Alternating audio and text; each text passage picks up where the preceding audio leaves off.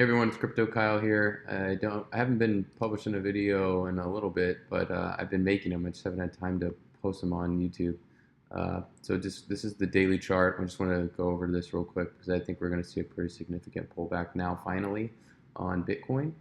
So we had this huge run up here. I drew my fibs to this false breakout, and that was I think the panic sell day right here, where it just dropped super quick. Coinbase crashed. A bunch of other exchanges you weren't able to trade because there was so much selling volume and just so much volume in general, and then it bounced immediately.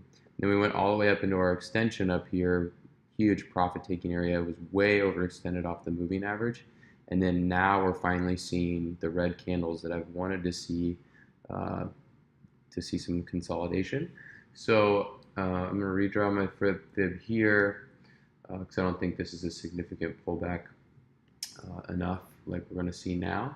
So I'm expecting a retracement to around mid 12 before the next leg up. So that's kind of what I'm thinking for my next dip buy, is like right in this area between these two yellow lines I have drawn here. So I want to see it come down, and now we can see the selling is starting to increase. The volume will come in.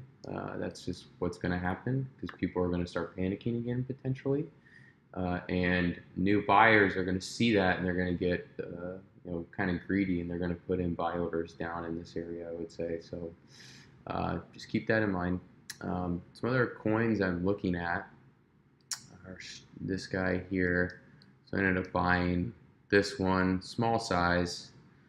Relatively small size, but I liked how it is forming new higher lows. So you can see it's like starting to stair step up. So I went long right in this area when it came back up above its moving average. And I have a target of this. I have a sell order out just to exit that trade, which would be its previous resistance here. But if it can close some candles above these other moving averages low, it has now new support. So I think it can trend up, and I'll eventually get closed out at my profit target. So that is Strat. I like that guy. Another one I am long in is this guy, New Economy Movement. It did pop, so you could see that it was much more expensive up here, so I like the volatility of it. And then we had a pretty big downtrend, and then now we're breaking out of that downtrend and coming back up over these moving averages. So it had a huge pop, huge run off here, or run up, sorry. And then we retraced to 50%, and I actually just got in it this morning at 29.82 is my long position. So I want to see it start to make some movement back up, and my profit target is the resistance here at these moving averages at 4,300, roughly right around there. So I want to get in and get out. I took a little bit larger size because this is such a cheap stock. I think this is or crypto. It's let's see, what is it converting at now? 41 cents. So I have like a 20-cent win is what I want to do. I just don't want to get a 20-cent push out of it. And it looked good on the hourly, I think, is why I liked it. Although we are coming up into some resistance, but we had all this support down here, so I wasn't too concerned. Maybe we see a nice pop up. If we do lose this, then I'll have to take a loss on it. So I don't want to hold it if it loses these moving averages here. So that's my stop loss. You should always have a game plan when you enter the trade to have your exits in mind as well. So if it goes against you, you want to get out with a small loss. For mine, it would be 10 cents, and my win is 20 cents. Pretty much every trade I take. So it's a 2-to-1 risk reward, or reward to risk ratio. Sorry. So if I out of 3 trades, if I win 1 and I lose 2, then I'm still break even, because I've risked on every trade $100 to make 200. So if I lose 2 trades, it's only $200, and I win one, that's $200. So I'm back at 0. So the goal is to have 2 wins and 1 loss potentially, or 3 wins would be great, because you'd be up $600. But that doesn't happen too often. So sometimes you are wrong. So yeah, you can see that I think Bitcoin is going to start coming down pretty significant. This is the hour chart. We've lost the support of these moving averages here, so we're going to come down into these lower moving averages. And if you look at the daily, we were so far extended. It needed a pullback, so it's going to come down. I think start going like this and then back up. So something like that, hopefully.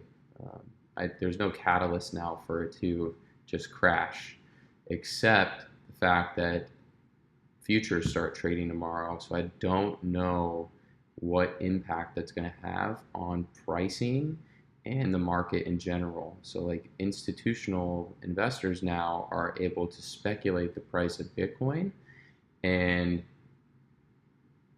they could screw everything up. I don't know what's going to potentially happen. So right now, if you're more risk adverse and you have a lot of skin in the game, you may want to take some cash off the table. If you just have small positions open here and there, and you're sitting the rest in cash, then good for you. To me, I'm kind of just I'm not going to buy any more Bitcoin yet. I'm just going to wait to see. I want it to come down more, and I want to see what happens with the future. So I only have these 2 open trades, and I don't have much skin in the game as far as tens of thousands of dollars, right? So I take my cash off the table when I can. So I just trade them essentially. Okay, that's it from me, guys. Hope you have a good day. If you have any questions, feel free to email me, kyle@bitconnectloan.com. I also have another email, Gmail, that I'll post in the comments below. And the website is bitconnectloan.com.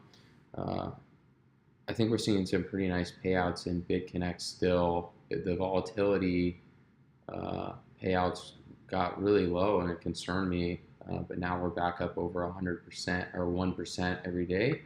So the average still is 1%, which is surprising. So it's a little bit higher risk platform. I put money in there, understanding that, and I'm just kind of trying to earn interest that way. And looking at my Excel sheet, I'm a little behind because I took some cash off the table when my interest started paying. I just kind of pocketed some cash and threw it into a different wallet.